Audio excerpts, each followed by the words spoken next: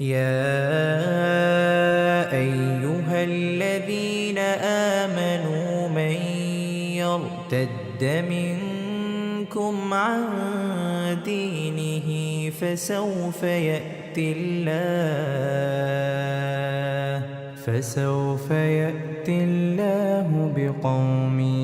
يحبهم ويحبونه أذلة على المؤمنين أعزة على الكافرين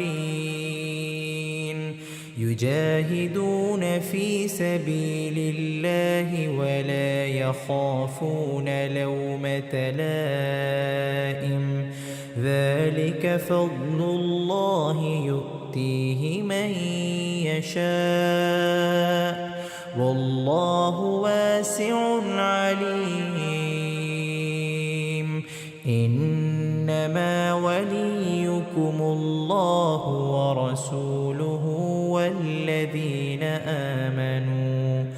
والذين آمنوا الذين يقيمون الصلاة ويؤتون الزكاة وهم راكعون